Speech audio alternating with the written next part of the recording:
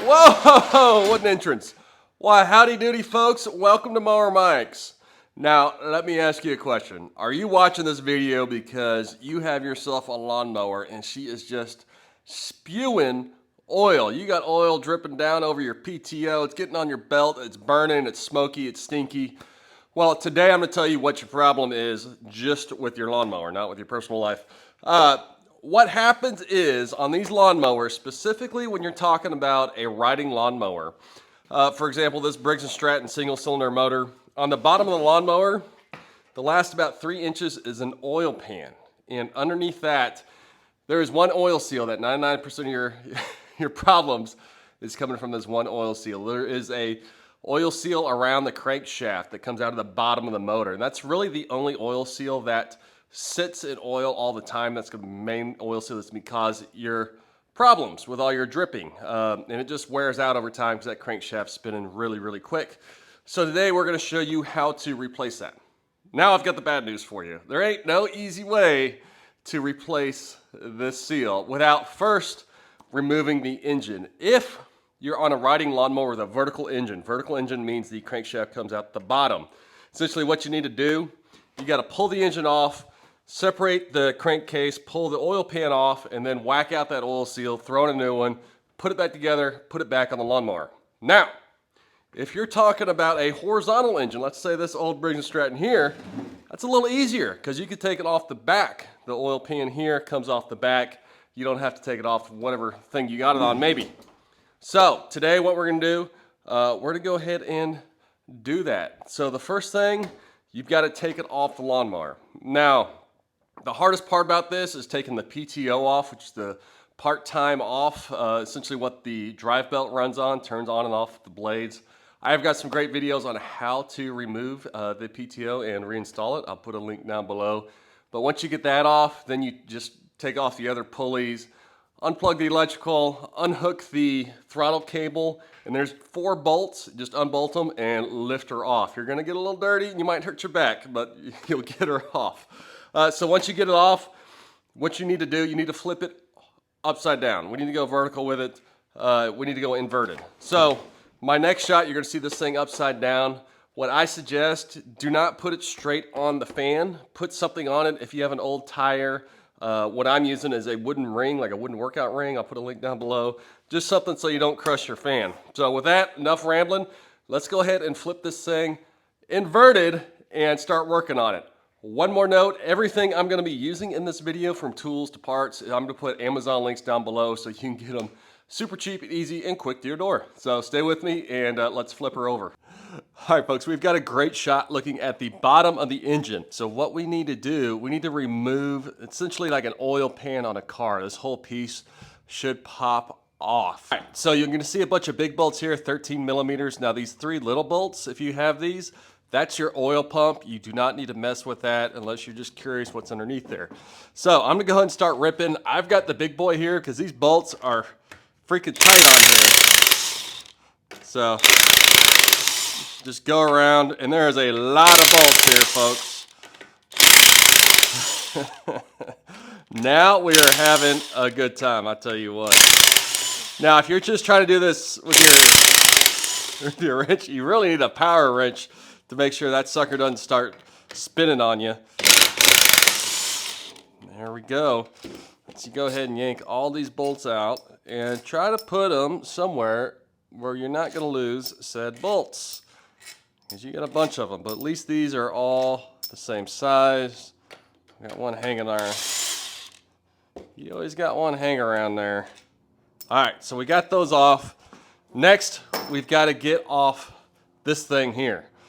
Now, all right, it looks like it's gonna pop off fairly easy. Couple whacks. Wow, that worked way better than I ever planned.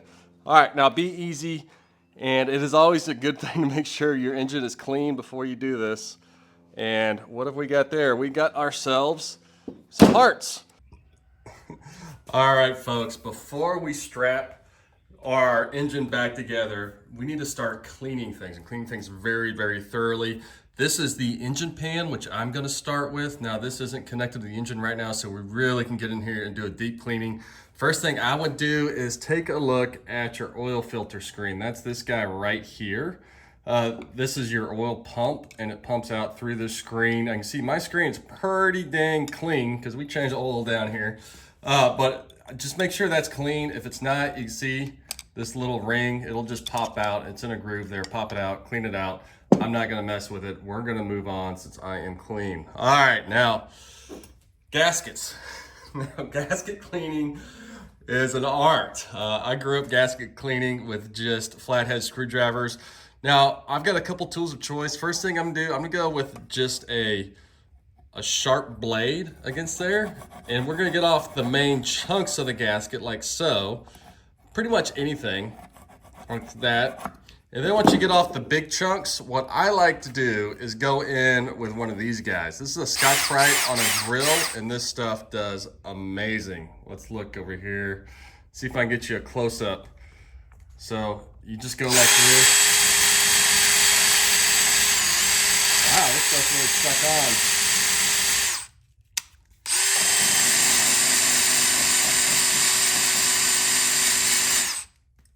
Then as you see right there, it gets super, super clean.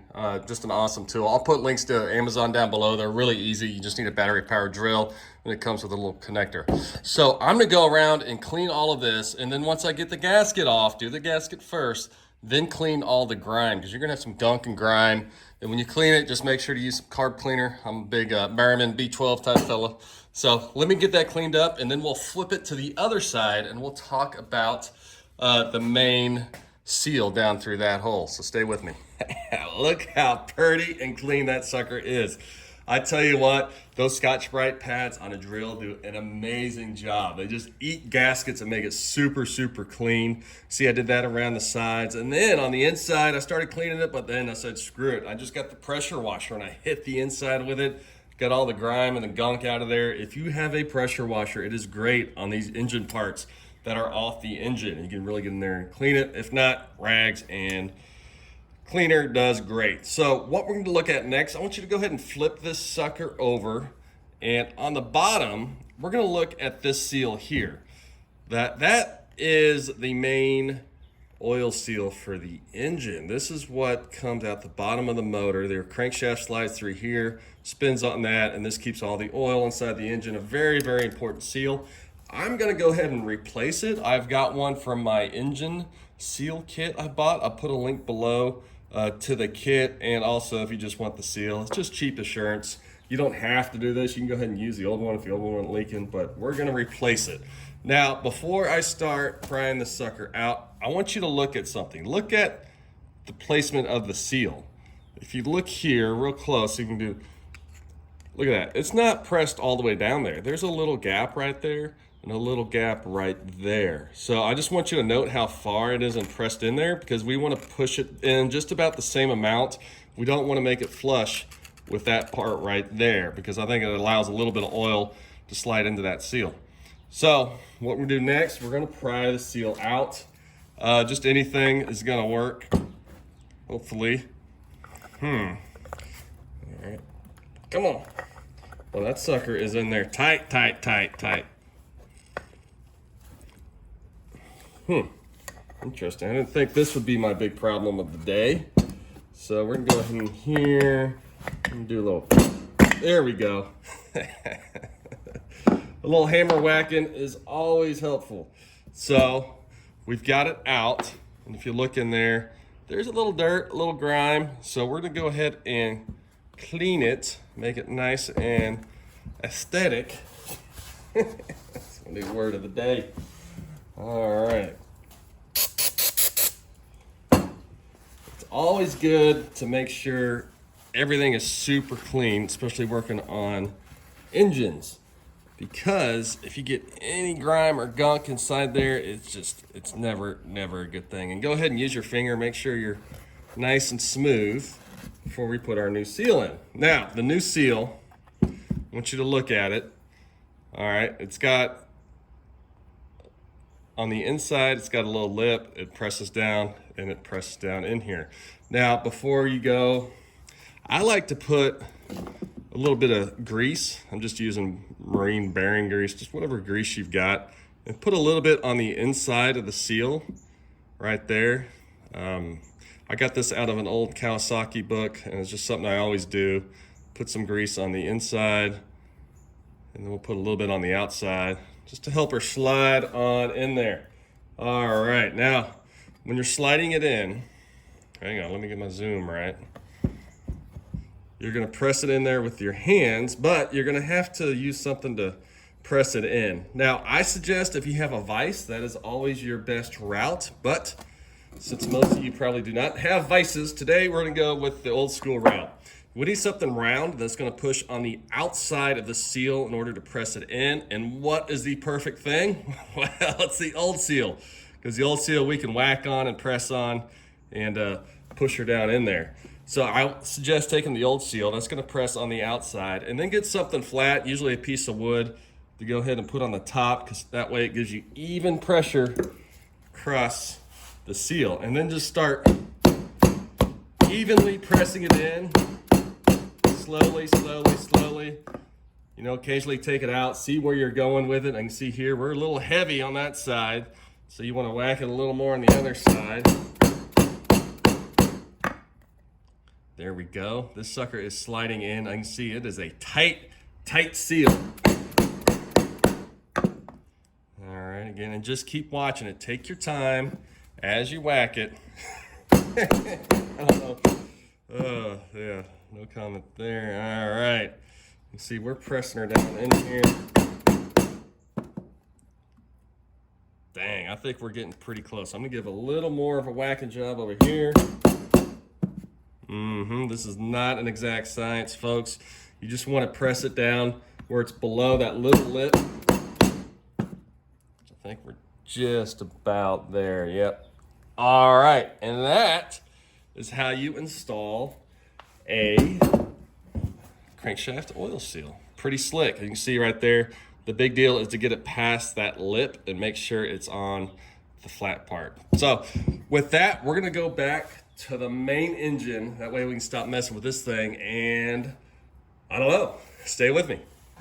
All right. Now we are ready to prep our oil pan. You're like, Mower Mike, we already prepped it. We got our new fancy oil seal pressed in there. Yes, sir. But we've got to look at the other side. Now, again, I have got it perfectly clean with all sorts of scrubbing and carb cleaner. I even used a pressure washer, and she is looking good. But for the gasket, now in theory, yes, you could just throw this gasket, and I'll put a link to the gasket set I'll use down below, but you really need a new gasket here. And you have some options. You could either put silicone all the way around it on both sides, which to me, that makes a bit of a mess, because if we silicone both sides of this gasket, we press it on there, the next time you have to take this thing off, it is that much harder. So what I like to do is put silicone just lightly on the oil pan side itself, because next time you take it off, this should come off easily because it is just on the oil pan side. When the silicone is on the engine side, it makes it much harder to take off and much harder to clean. So I'm gonna go ahead and put this, again, a very light sheen on this guy. Now, in the professional world, well, they call this stuff Pookie. And when you put too much Pookie on your gasket mating surface, it gets into the engine and it spreads in there, and you do not want this stuff going in there, and then you get called a Pookie monster by your father-in-law. Yes, I was very big on silicone. Now, my favorite type of silicone is the Resirol. You know, it's kind of hard to see, but I really like this stuff. It's super cheap on the Amazon. Again, all right, so we got our Pookie lined up. Make sure to line up the gasket correctly the best you can, and then we're just going to lay it on here. And make sure you get your holes lined up, and just press it down gently. And we're going to let it set up overnight. That way I don't have any silicone that's going to want to stick to the other side. So, all right, so come back, and we are going to strap this thing back together finally, I promise. All right, folks, we're back to the main engine. And before we go any further, we need to go ahead and clean the engine gasket that's stuck on the main engine casing. This is very, very important. It's a little more of a delicate procedure than looking at the oil pan, because the oil pan was off the engine. Here we don't have a chance or a choice to pull this off. So what I suggest, if you're replacing camshafts or anything like that, before you put those items back in here, go ahead and clean it up. And I suggest cleaning the gasket off first and then clean out what you can on the inside of the motor. Now, I suggest using the same methods as we did before. I'll go ahead and peel off what I can, then scrape off. But it's very important to try to keep the gunk out of the motor the best you can. So what I suggest is using as many towels as you can to stuff around the edges like so. And then come in with whatever your gasket scraping tool is. And you know my preferred choice is the drill. And what I'll do, I'll put it turning right so it shoots the gasket the most it can on the out, and then just go ahead and clean up the gasket the best I can. So I know some of you are into watching gasket cleaning, but I'm not gonna film the gasket cleaning and waste your time. So I'm gonna go ahead and clean up this gasket, and then we'll go back to the next step. So stay with me. All right, folks, I'm gonna ramble on about one more thing before we slide on the engine cover and slide the shaft through the hole. All right, so you remember this guy here? This is what fell off when I pulled this off originally, because when I pulled it off, it was just sitting right here in a little slot in the camshaft. What this is the oil pump shaft, and it slides in there and it sits in that guy there.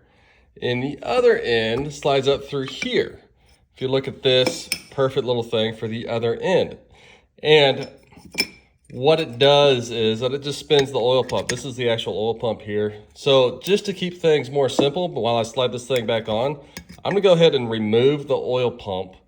That way it'll give us a clearer picture. Now, if I did this again, I would have removed this before I pulled this off the engine. That way you can remove the oil pump and then actually pull this out through this hole with a little magnet. And that would have just made it a little cleaner. But for now, we're gonna leave it off. I'm gonna slide it back on, and then hopefully that shaft goes back through the hole where she belongs. So, all right, I think we're ready for the big moment. I'm gonna go ahead and lube up the shaft here, and we're gonna get ready. So the next step, we're going to slide the oil pan back on the bottom of the motor. As you see, the motor is inverted. Before you do this, it's very important to lube right here, because you want lots of lube where that crankshaft seal is gonna go over. So again, I'm using the Royal Purple Max Tub Lube. You can use oil, whatever there is. Just go ahead and lube that sucker up. And also make sure your little oil slinger here is where it's supposed to be, where that nub is pushed on there. And we're gonna have to be really careful as we slide this sucker back on here. So let me get everything set up for the action shot and stay with me. All right, folks, after all that prep, we are finally ready to slide this sucker down here. We've got a beautiful shot for you. So we got everything lubed up. We got a camshaft in there. We got everything set just right. So when we lower this sucker down, again, make sure you got your gasket. We got our gasket pressed on there.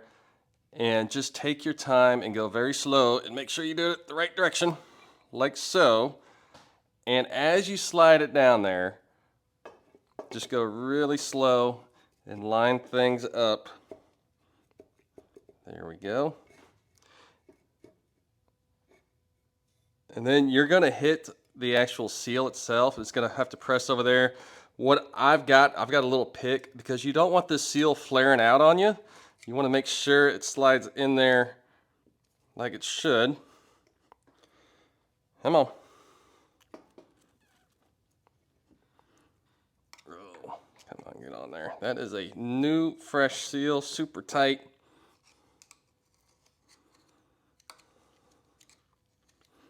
See, it's, well, folks, it slammed home. All right, then you're just gonna go around and make sure everything's lined up. It looks like it did. Make sure nothing flared out. You can see our excessive amount of lube did its job. And then we're just gonna go ahead and put the bolts on. So let me find my bolts I took off about 2 weeks ago, and we're gonna bolt her back on. All right, folks, before we install the screws on the cover, I want to make sure we can get this oil pump shaft into the hole. So I'm gonna put a little lube on her, as usual. May need a new can of lube after all this. And slide it in the hole. Let's see. And then what you're gonna do, you're gonna turn it till you feel it slide down in there, and that's way you know it's actually in there. And then, oh, come on. Then you're gonna go ahead and lube up the outside one, like so. And hopefully this goes as planned. I'm gonna put a lube on the inside guy. And then if we can, you may have to turn it a bit. Come on, I hope this works for me. Nice. You're gonna see it, it's all gonna be flush. You'll be able to see it slide down in there. And then just install your cover with the itty bitty bolts. They're not gonna need much torque. All right, we got it all on here. We got my bolts in there. Next, we need to torque the bolts. A very important step to make sure this sucker doesn't leak. But look at the manual. There is a torque setting. So depending on what type of engine you've got, you can see figure 9 has the horizontal shaft motors. Figure 10 vertical shaft. So mine is a big figure 10. You can see you can do 1, 2, 3, 4, 5, 6, 9. Figure 11 is some vertical shaft models.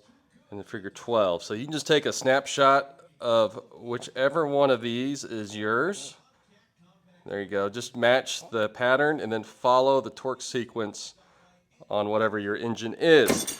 And the torque in the back of the sucker is only 100 inch-pounds. So that is not very much torque at all. So you can see I got my electronic torque wrench, Craftsman. This is my go-to. See, she's well used. I'll put a link down below to this bad boy. But if we just, and also I did put a drop of thread locker on there. Make sure to use the removable, the red one. It comes out blue on there. See, I mean, it's not much torque at all because you don't want this whole thing to flex. So I'm gonna go around and torque this together, and then we will either finish this video or go to the next stop if you're hanging on. All right, there is one more oil seal on this engine I'm going to address. We've already addressed the main two ones, but on the dipstick tube itself, your dipstick tube is gonna be very, very dirty. Make sure to clean the bottom real nice. There is an O-ring right here. And if you bought the engine gasket set that I suggest, which I will put the link down below, comes with a new O-ring. So go ahead and just slide it on there, because over time these get old and brittle and they get loose and this thing starts wobbling around. And also make sure to clean real good around your hole. Ooh, don't lose your thing in there. So, and then all it does is slide back in there like so. Pop in. And then the screws you're gonna see when you screw the top back on, it's all gonna firm up. So that is the end of the oil seals. Now, I tell you what, that was a damn fine oil seal replacement video, wasn't it? I think so. It must have been my new custom hat. But you should be good for a while. Once you replace the oil seals on here, I'd say another 500-600 hours before these things start wearing out. Just please make sure to put lube on the inside of that oil seal so it doesn't overheat during the initial start. Also, if you have any other questions or issues with your Briggs & Stratton motor, I'm launching like 6 or 7 videos on the total rebuild, piston rings, camshafts, everything that has to do with this Briggs & Stratton engine. And this procedure is going to work for any Briggs & Stratton engine. And the oil seal procedure, that's really good for Kohler, Kawasaki, anything. It's all the same basic designs. I do stress it's always a good idea to actually get the manual. I will put the manual to the Briggs & Stratton engine I have been using at a link down below. It's really cheap on Amazon. Well worth it. So with that, Marmike's out of here. I'm gonna work on some more videos for you folks, and hopefully I get this thing installed back on the lawnmower. And I will have an install video onto my zero turn here shortly. So hope y'all have a great one. Catch you next time.